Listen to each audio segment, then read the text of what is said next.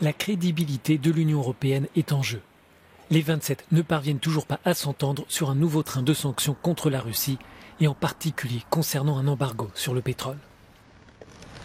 La Hongrie, fortement dépendante des ressources russes, s'oppose à une suspension des importations. Le Premier ministre hongrois, Viktor Orbán, répond que les mesures punitives contre Moscou créent une instabilité économique. Le dirigeant populiste demande plus de temps pour son pays et davantage de moyens européens, dont le déblocage des fonds prévus dans le plan de relance de l'Union.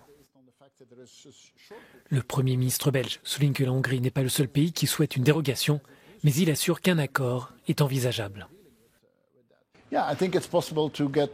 Je pense qu'il est possible de passer les lignes, mais il nous faut des réponses aux inquiétudes qui sont légitimes. Ces craintes ne sont pas uniquement hongroises, ce sont des inquiétudes pour tous les citoyens européens. La politique étrangère peut survivre seulement si la classe moyenne est encore capable de se défendre. Avoir l'adhésion de sa population est une chose importante, parce que je crains que nous soyons dans une longue période d'instabilité et nous devons nous assurer que les gens ne souffrent pas trop. La République tchèque, la Slovaquie et la Bulgarie sont les autres pays membres qui demandent aussi un soutien financier de la part de l'Union européenne. Vous ne pouvez pas construire une raffinerie du jour au lendemain. Toutefois, la Bulgarie est prête à soutenir un consensus général.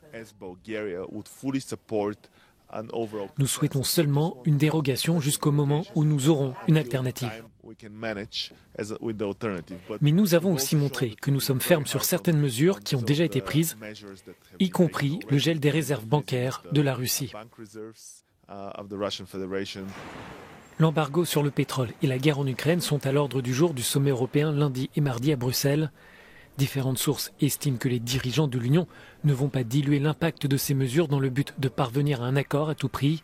Elles assurent aussi que les 27 prendront le temps nécessaire pour redessiner le paquet de sanctions afin de frapper les revenus de la Russie.